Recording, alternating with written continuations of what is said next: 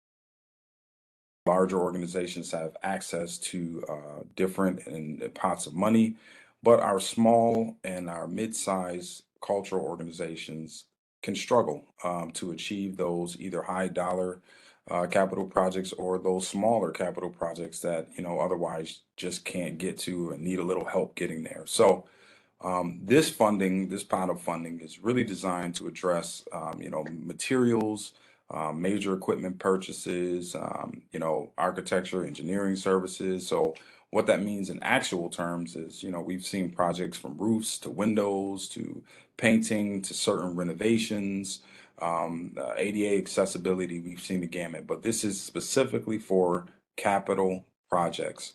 So, as it mentions down at the bottom, it cannot be used for property acquisition or operating expenses, i.e. rent or payroll. All right, next slide. So, I often get asked this question, what is a cultural organization?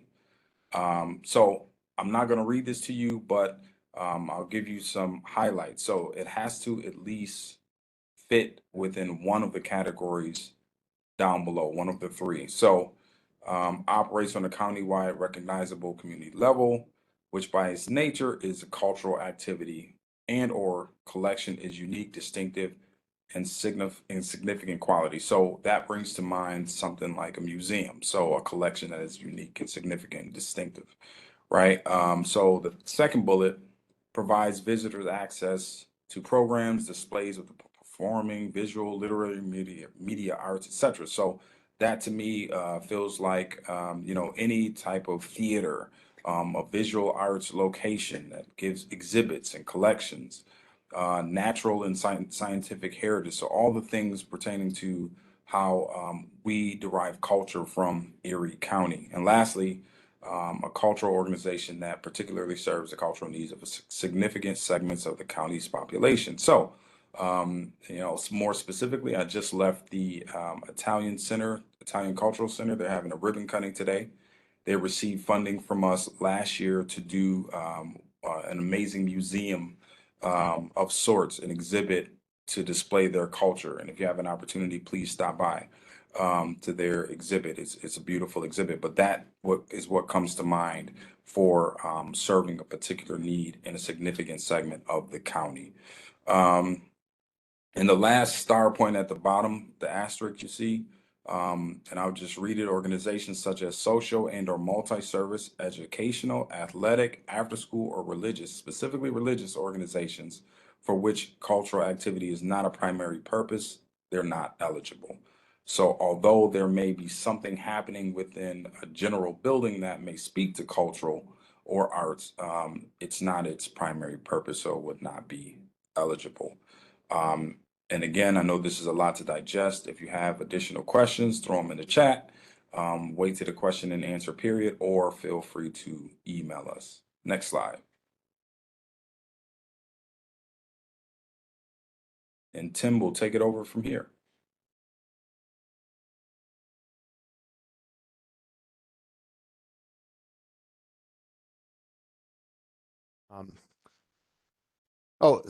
Thanks. So I will go ahead and take us through the process of the application.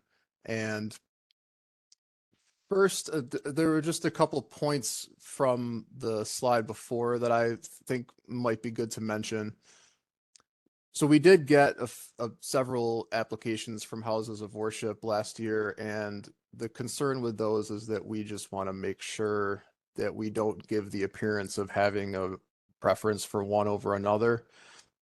So that's sort of the reasoning behind that. And then also, if I could just go back a slide or not, but if maybe you're an organization that doesn't exactly fit those criteria from before, but if, say, you're an organization that owns property in Erie County and you're looking to get a tenant who is one of those organizations, that could be a really good opportunity potentially to, if you were able to find one of those organizations to partner with. Having willing landlords for some of these organizations is a really big deal, as you'll see as we kind of get through this process and step through it a bit. So with that, I will pop over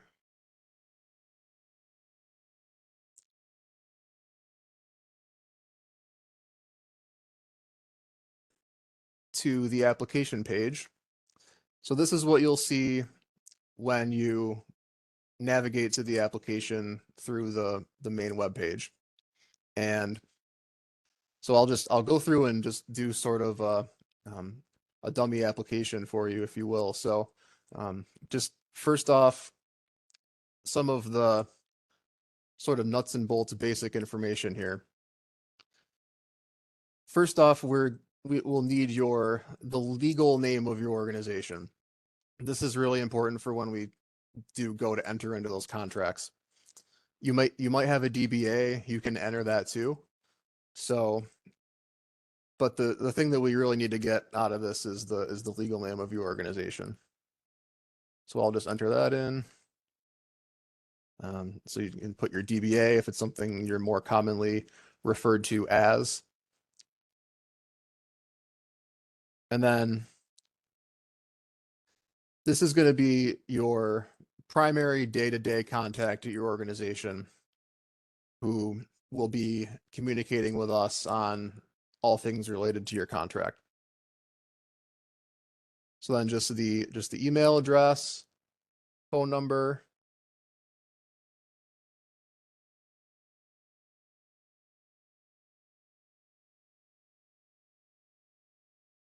mailing address, zip, etc. And then just a basic title for your project, something descriptive of what you're looking to do.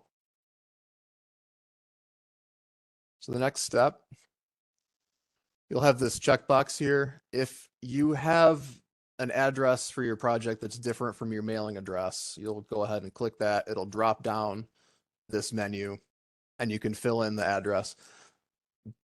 Also very important because of the way that these contracts in some ways are sort of tied to the specific location. We're authorized to provide funding for improvements at a specific location. And so very important to have all of the address information. But if it's the same, if it's the same address, you can just leave that blank. Now getting into more of the specifics. So what is the amount that you're requesting from the county here? So say you're making a request of $50,000. Your total project budget, say it's maybe $100,000. And then next you'll enter any other funds you've secured up until this point. Matching funds are not required for this program, but we strongly recommend having some other kind of funds in the mix. So say you've been able to secure another 50,000 from other governmental sources, private foundations, even your own operating budget, whatever it might be. So next you'll see a few of these fields here. So for the short project description, this is sort of important for when it comes to us going to get legislative approval for these projects and entering them into our budget software, all of this sort of legwork that happens on the back end. It's helpful to us to have a very short sort of one sentence description of what you're looking to do. So for this, we can put in, say it might be roof repair, window replacements,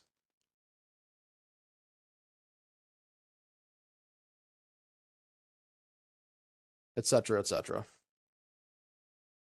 And then in the next field down, you'll go into more detail and you have quite a bit of room here to describe what you're doing. Maybe some of the background of how you got to this point, but focusing more on the physical improvements themselves and what you're looking to accomplish. Next, for the statement of need, this is more of the why do you need this project to happen, and how will this funding help to advance your mission as an organization. Maybe it's something along the lines of, we have a space that we can't use because of some structural deficiency, or whatever it might be. Some maybe measurable things that you can put in there and performance measures to sort of justify why this project needs to happen. And then under project status, simply just whether you are in the planning, fundraising, construction phase, just generally where you're at. And you'll have a chance to submit a project schedule later on. So now for some of the attachments that you'll be asked to submit here. First off, simply the 501c3 letter from the IRS, which every 501c3 organization should have, just to sort of establish that you have standing to apply for this program. And so we also like to request that you would use a certain naming convention. Let me see if this shows up here.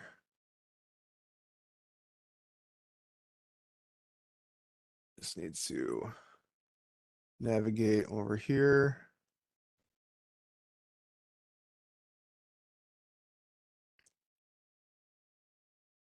And so we'll have the naming convention of organization name, underbar, whatever your document is that you submitted. And then same thing with your evidence of having control of the site that you want to be improving, whether that is your a copy of your deed if you own the property, or your lease if you are leasing your space. Either one of those will do. And it's important to note that if you are leasing your space, you would need to get the knowledge and consent of your landlord, and hopefully that they would be cooperative in doing this. So I can go over to the site control document and upload that.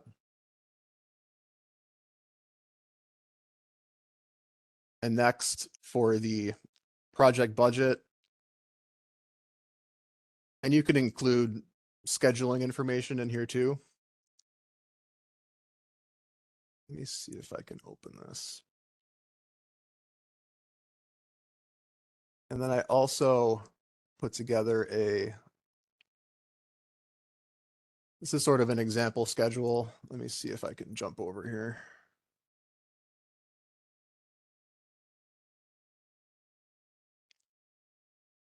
So this is just sort of an example. If you're not sure sort of a format to put this information into, it doesn't have to be exactly this, but this is sort of a breakdown. Say you've got each one of your work items over here that you want to do. Put a estimated or projected date of completion, what the total cost is, and then if you can, it's helpful if you can break out, if you have some idea of what the county award would be allocated to, that would be great. But if you don't have if you're not sure about that at this point, that's okay. But if you're able to show what funding sources you have allocated to each item, that would be helpful. So I can go back over to the application.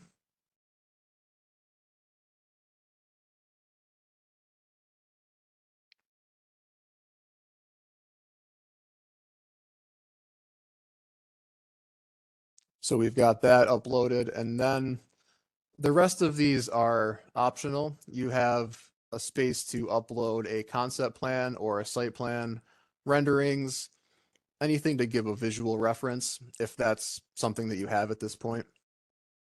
And then any sort of local municipal reviews or anything like that, if you've been in front of your planning board or any kind of building permit.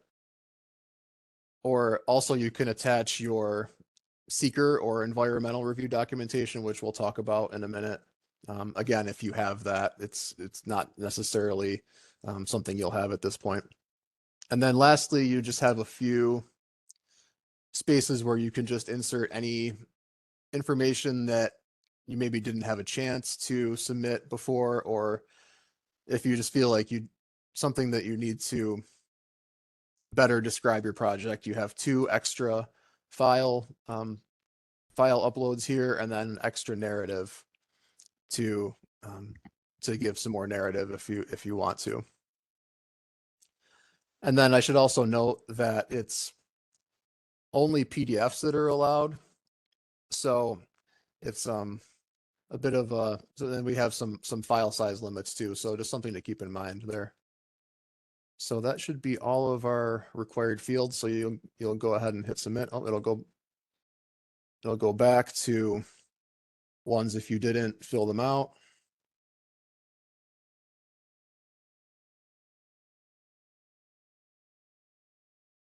All right, I think that should do it.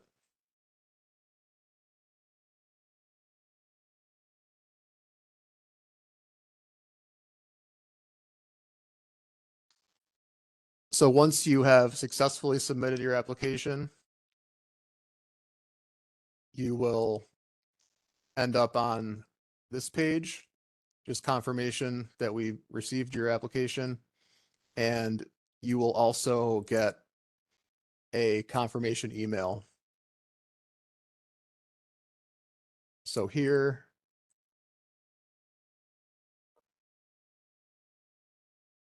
you'll get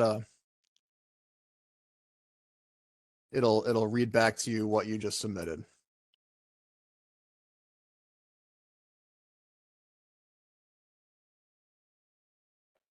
see here.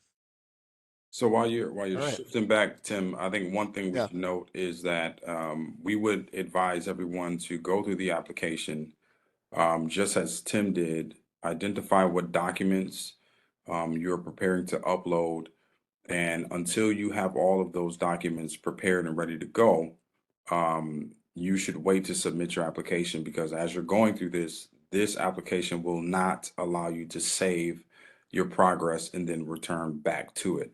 So you should collect all your documents, understand what is needed, and then, when you're ready, transfer everything to a PDF that's needed to be transferred to a PDF, and then upload it all at once. So again, this system will not allow you to save your progress. Yeah, that's definitely good to point out. Something that we like to do sometimes is we like to write up our application in a Word document or something like that, and then when you're ready to submit everything, you can just copy and paste all of the narrative in, drop all of your documents, and you'll be all set. So with that, I will transfer it over to James Blackwell, our EEO director, to talk about some of the compliance issues that some of you will be looking at. Thank you, Tim. Good evening, everyone. I'm going to keep my remarks relatively short, and just focus on just two quick bullets. First is apprenticeship. So for contracts with the county in excess of $250,000 for construction-related work, apprenticeship will apply. That apprenticeship participation has to come from a New York State certified worker training program that can be located on New York State Department of Labor's website. And the real important thing to note is that this requirement mandates that 10% of the work hours performed are performed by apprentices. So it's not 10% of the workforce. It is 10% of the hours performed on the job. Okay, and that is for contracts in excess of $250,000 for construction-related work. The second and final bullet point for me is it is a priority of the administration, of county government, of the legislature, of Department of Environment and Planning to make this process as inclusive as possible. So with that being said, there are no defined goals for minority and women business utilization. Same thing with service disabled veteran owned business participation. However, because it is a priority, what I would advise all of you to do is to certainly look at Erie County certified list of MWBEs. You can look at New York State certified list of MWBEs, and you can look at New York State's list of certified service disabled veteran owned businesses when you're kind of going through the planning phases for what it is that you're going to need. If there is work that will be subcontracted out, it certainly would look good if you included that in your proposal. So perhaps maybe in that project description section, you could lay out your intent to utilize, James Blackwell's plumbing company for $10,000, totaling 35% of the contract that you're seeking.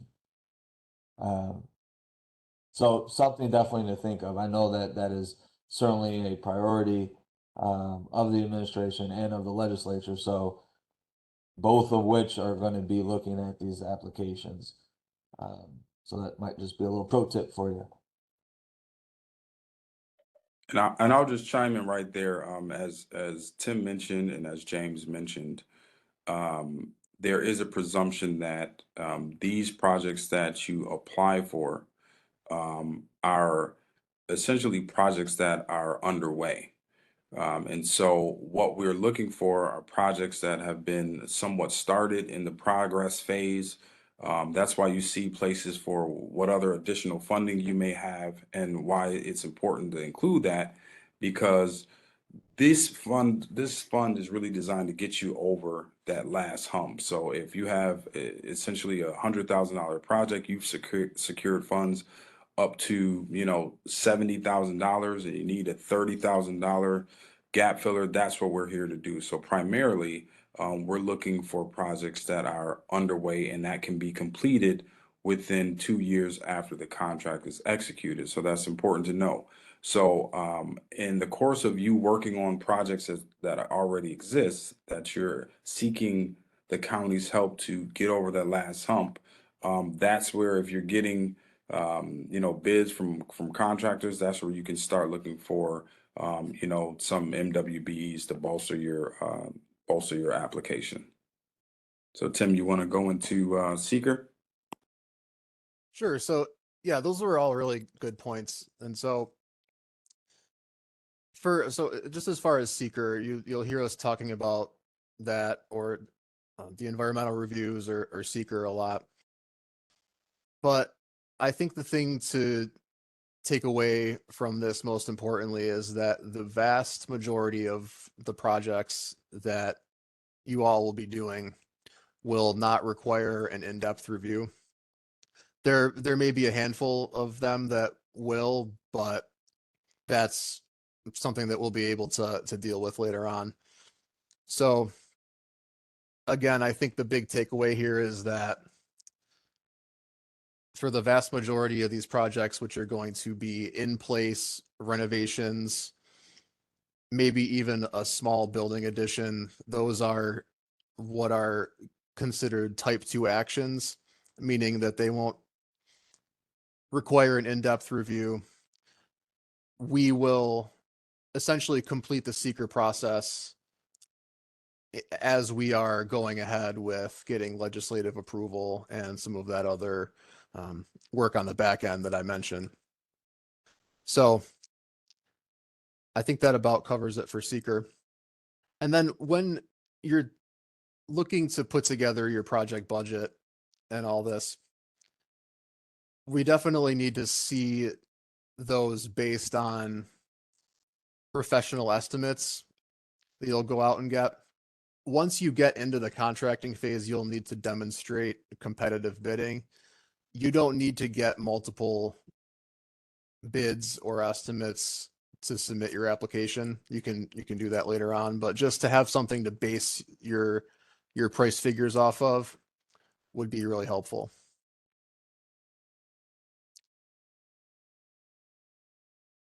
So then just some final considerations here.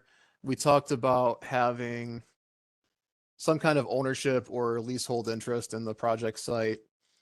If you lease your property, you'll need, of course, to have the knowledge and consent of your landlord. And then when it comes to actually dispersing the funds, something else to keep in mind here, that they're usually done most commonly on a reimbursement basis. It's the safest way to go from the county's standpoint. But what that also means is you will need some cash on hand just to be able to get the project started and pay your contractors or your service providers, or whoever it might be. So that then once you pay them, you can show us your invoice, your proof of payment, and then we'll be able to process that payment request. And then there usually is a bit of a turnaround to get those payments out to you. And there's a whole breakdown of the payments that we can we'll probably get into a little bit more. But I think for now it's good to just leave it at that. And then there are also some insurance requirements, which both you, the organization, and if you have a contractor, they will need to have that coverage as well. It's something we can also work through. types of insurance that are required are general liability, workers' comp, disability. If an organization has no employees, there's an exemption that the county needs to be named as additionally insured on those policies. So I think that's a good view of that. So just as far as where we are in the process, the applications will be open for approximately the next 5 weeks until July 7th at the close of business. And at that time, we will compile all of the applications into a booklet like Thomas mentioned, and the selection committee will begin their review. And then once that is wrapped up later on in the summer, then there will be the announcement of the awards, and there'll be some press materials for that. And then at that point, we will have another information session for those that are selected, and we'll also at that time be going through the process of getting legislative approval, like I'd mentioned, for the contracts and some of that other work in the background. So with that, we can go ahead and answer some questions. And before we do that, I just want to say I'm looking forward to working with everyone, and I welcome your questions. This is something that we do every day, so definitely looking forward to talking to all of you. And with that, I think we can answer some questions. Okay, so the first question is, what is the recommended dollar amount range that any specific organization should ask for?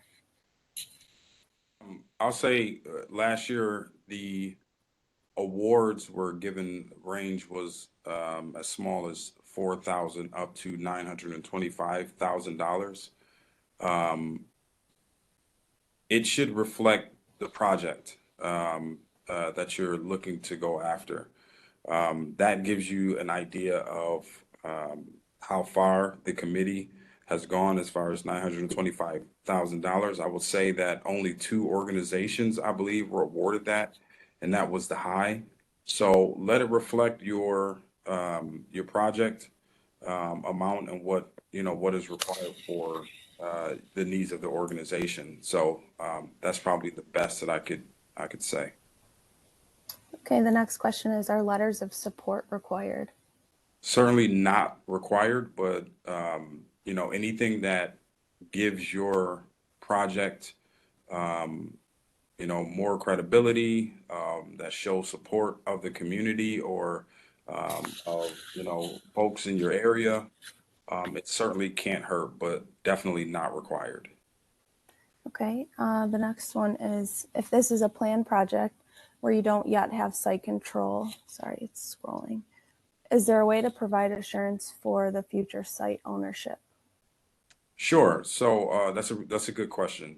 So for example, if you're an organization and you're in the midst of securing a location, then I would say in your application, certainly do not let that deter you from applying. But I would say in your narrative, in your submission, add documentation to that fact. So that could be a letter from the anticipated landlord or, the person who owns the building. Or if you're in the process of purchasing a building, your job is to really tell the story. And if you can tell that story effectively, the better. So again, don't let it stop you from applying, but if there is documentation that you can provide that speaks to your organization having site control in the near future, then certainly add that to your application. And what is the time frame for reimbursement? Weeks, months? So certainly not months. Once the ball is rolling, we like to take no more than 4 weeks to process a payment. That seems fair, right, Tim? Yeah, I think that sounds about right. Yep. About on average. The next question, Francine wrote this to the group. It is, what are the deadlines? Not sure. Well, generally speaking, the application is open until, uh, you know, 7/7, July 7th. So that's the first deadline. And so once applications close, that's generally it for the ability to apply.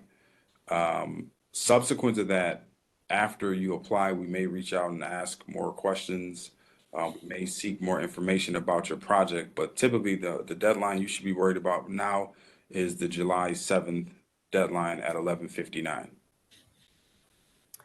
Are multiple estimates required? Some of the work our organization needs is very specialized. So good question. We deal with this all the time. Some organizations have very, very specific needs, and the project is super specific, and you may only find one person, one entity that will do the work or that can do the work. The key in this situation is to document the fact that there's a sole provider, or one estimate is astronomical and then one is more reasonable. It's about documenting and making sure that you can prove that that is the case. But no, this wouldn't be the first time. We have projects now that are very, very specialized, and you just document and make sure that we understand that, there is no one else or very few vendors out there who can tackle the type of work that's needed. If we ask for too much, are you willing to counter offer? For example, if we ask for 25,000, do you believe the grant would be less, would you counter? That's a funny question. So I'll just say this, it's not a negotiation. The committee will review your project. The committee will decide the amount of money, the funding levels, and that's really it. That's why it's important for you to have whatever funding that you need speak to a specific project or portion of the project that's necessary for the bigger picture. It's much easier to say we need $30,000 for HVAC repair, and there's a quote associated with it so that the committee can look at it and say, oh, great, $30,000, here's the quote, it all makes sense. But the less detail and less information you have in your application, the harder it is for the committee to make a sound decision based on your project. So if you put in for $100,000 and you only get $25,000 because a portion of your project is, again, HVAC, then that's just what it is. But there is no back and forth once the awards are set. So make sure you have a good project and make sure that the amount that you ask for really speaks to a specific need of the project. If you received a grant in round one, can you apply for round two? Absolutely. There's nothing precluding you from applying again for round two funds if you received round one funds. What I will say is the likelihood of you getting round two may be low, but again, I think it goes back to telling the story. So for example, if you received, I don't know, $10,000 in round one, and you need an extra $2,000 to officially finish whatever project that you're working on, and due to some other issues, inflation, whatever the case may be, you have to tell that story in the application. But ultimately, regardless, nothing precludes you from applying for more funds in round two if you receive them in round one. Since this grant is really intended to fill funding gaps in existing projects, does it mean that brand new projects are ineligible, or are they significantly less competitive? That's a good question. I would say that, primarily, like I mentioned before, this is for the purpose of filling gaps or getting organizations over that last hump. But that doesn't mean that you should not apply. I think you should still apply and see where, see where your application falls as it relates to the committee. I wouldn't say significantly less competitive. I think it all really reduces down to the type of project it is and the funding amount. So I wouldn't sell yourself short, but I would certainly put a lot of effort in having a really good application. Is there an amount of time within which the funds need to be spent? Absolutely. So like I mentioned before, there's a 2-year window after the contract that the funds need to be spent by.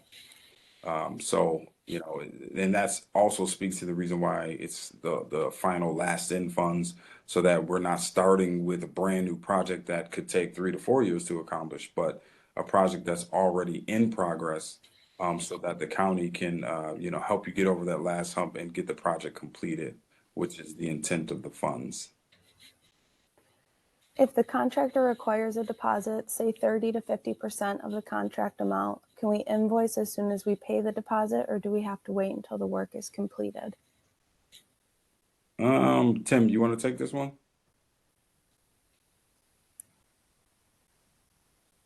So let me just to read the question a little more. Yeah, I think that if you can get a receipt from the contractor and again, just documenting everything, I think with that being a valid, as much as that's a valid expense that you're paying to your contractor, we can, we could definitely pay that out. So, but that might need to be a situation we might need to look at a little more specifically, but I think just at first glance, I think that might be something we could do. Okay, next question is, if we are looking to apply to provide services, scholarships, education, or financial wellness, for example, homeownership, mentoring, Latino community, is this acceptable? In other words, this is what the organization's function is. Okay, great. So at first glance, it does not seem like these are arts and cultural functions. Services, scholarships, education on financial, these things would not apply. But what I would suggest for questions of eligibility, reach out to us and let's talk it through to make sure that you're framing it the right way, so that we don't tell you no when there could be some other element of your organization that could be eligible. So I would encourage you, M. Cruz, to contact us and let's talk it through to make sure there's not something else that we haven't considered. And the last question so far is, can you raise or match funds through other state or county organizations? Are there any restrictions about where the funds come from? So this is what we absolutely want you to do. There is no limitation on, you know, the what we call the funding stack of your project. So if you get state funds, great. If you get city funds, great. If you have private donations, great. Whatever it takes for you to complete your eligible project, then we're absolutely okay with that. That's essentially what we would like to see.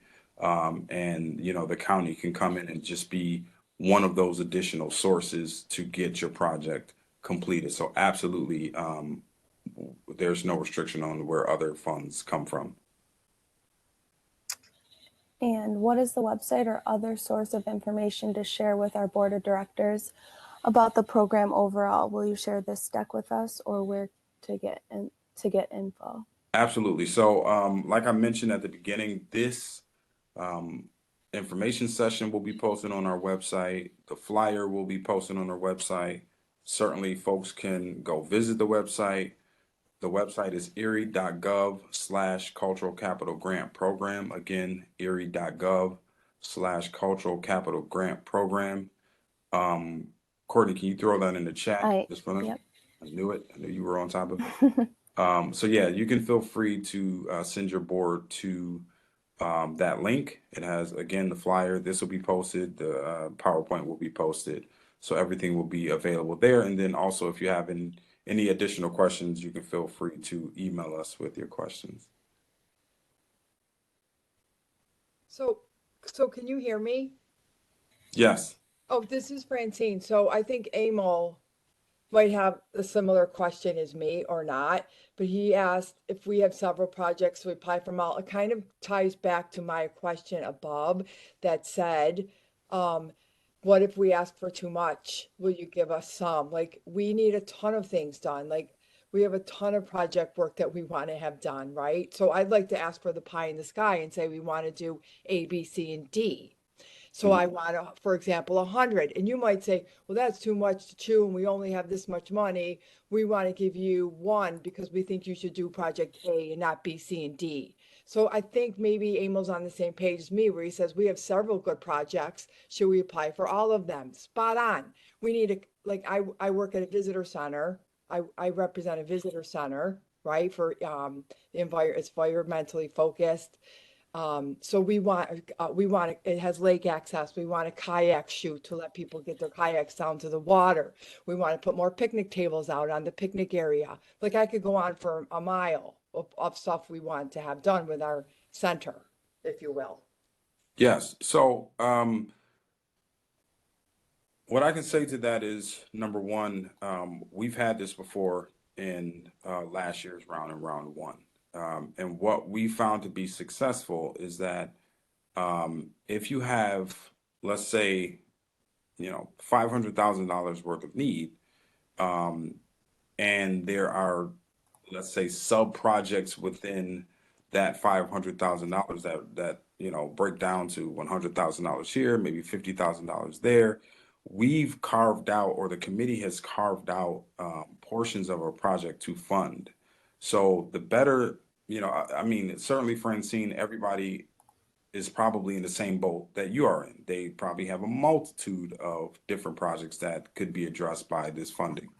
But I would say the better that you can carve out individual projects, sub-projects that the committee could say, yes, let's set aside X amount of dollars for this portion of their larger project, the better. But I would say if you go in and say, I want, $500,000 for a renovation project, and that's it, then it makes it much harder for them to award you something based on, the entire pot of money, than if you would just be more specific in your ask. Hopefully that answers your question. That does help. Thank you. Okay.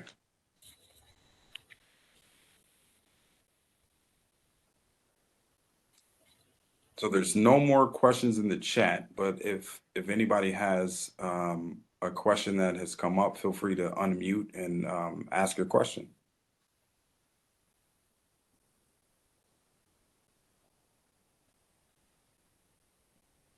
Perfect. So as always, and I can't stress this enough, if you have— Sorry, it took me a while to find the unmute. Okay. This is Nell Moan, I'm Director of Development at Musical Fair Theater. I did submit some questions in the panel, but I don't know, maybe I didn't do something correctly. 2 questions. One is, are there character or word limits to the narrative questions? So I believe there is a limit of, I want to say it's 2,500 to 3,500 characters. It's a pretty good amount of characters that you're allowed. So that should be a good opportunity to get your narrative in there. But then you can, if you need more space, you can use the additional narrative, which I think is the same length. So yeah, probably 2,500 to 3,500 characters, which should be a good solid few paragraphs. And then you can always submit extra as an attachment. There, I would say that the more the more narrative you submit, there needs to be a certain brevity to it, just for the benefit of the committee. But so I think you should have a good amount of space to put some healthy narrative in there. Okay, thank you. And then my second question, which I think might have been answered previously, and it has to do with sort of having confirmed or secured site control. We are in the process of negotiating a lease. There's a good chance it would not be finalized by the July 7th application deadline, can we still apply and perhaps submit like a draft of the lease? I would say absolutely apply. And this is kind of a universal call to action. These specific questions shouldn't stop you from applying and getting your application in before the deadline. So that's number one. Number two, to your specific question, yes, you should absolutely apply. And like I mentioned before, if there's something that you can provide to us, a letter from the landlord, a letter from, someone in your organization explaining what's going on relative to your site control, then, absolutely we can accept that as well. This will become an issue only if we get to the point of contract and you haven't secured site control. And from this vantage point, that will be months and months away from where we are today. So there's still time for you to secure. So again, do not let that stop you from applying within this next, 5 weeks or so. Terrific. Thank you very much. Absolutely. I think I have there's a question. questions in the chat. Can you hear me? Yes, yes. Okay, on the issue of payment and reimbursement, it sounds like you need to have money to get money. If what you're doing is primarily construction, and you have a lot of materials already, can you get, maybe have some receipts and others you don't have receipts for? Can you get reimbursed for your materials so you can start contracting as well, as a way of jump starting the reimbursement process? I think, haven't we done that, Tim, before? Yeah, I think we've done that in the past. The details of the situation are escaping me right now, but we definitely have reimbursed for expenses that were made before the contract is in place. We like to try to keep things current as much as we can and fund sort of ongoing work at the time of the contract period. But we could definitely take a look at your situation and talk one-on-one about it and see what we can do. Okay. Yeah, we would, in those cases, a part of, our function here is to be good stewards of, the county funds.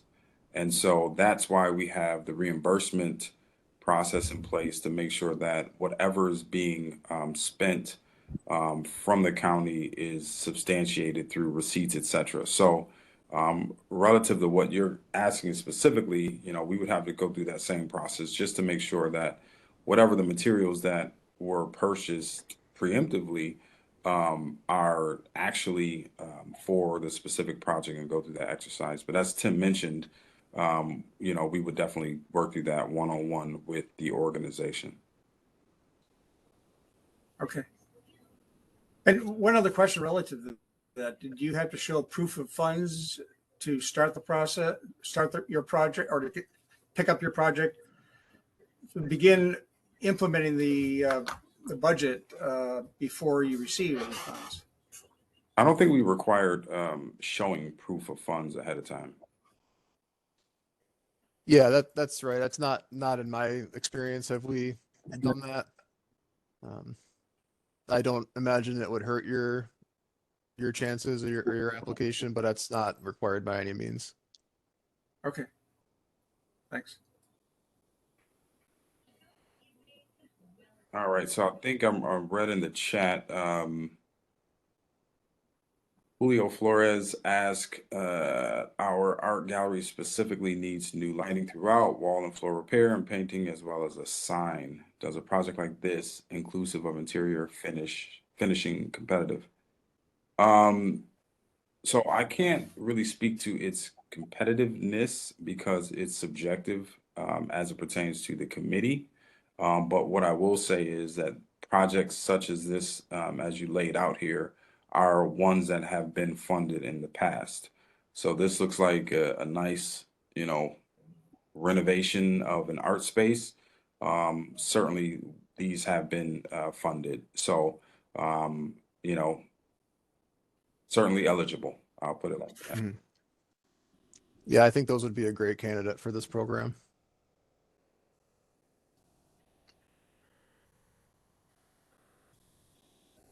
So it is now 7 o'clock. I'll pause one more second for a final question. And if not, then we will close out.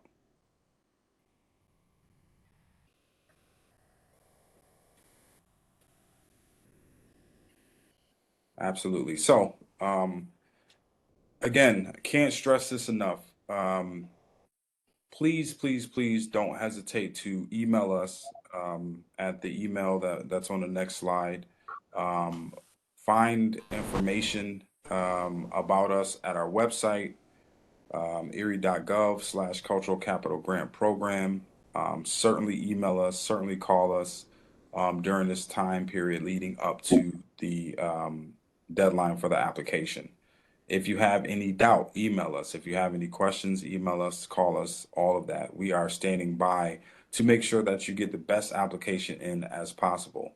After July 7th, it is out of our hands. We'll prepare the booklet for the Capital Committee, and they will make the decision from there. But it's up to you right now to put in an awesome application, and we're here to help you do that. So again, thank you for joining us this evening. Thank you for taking an hour out of this beautiful day to sit and chat with us. Hopefully this was helpful and informative. Again, my name is Thomas Baines. Thank you, Tim German, Courtney Italia, and James Blackwell for being present and giving the information to the organizations this evening. And if nothing else, I bid you farewell. Hope you have a great evening. And we're super excited about the new projects that will be coming through for round 2 of the Cultural Capital Grant Program. So good night and thank you again for attending. Thanks, everyone.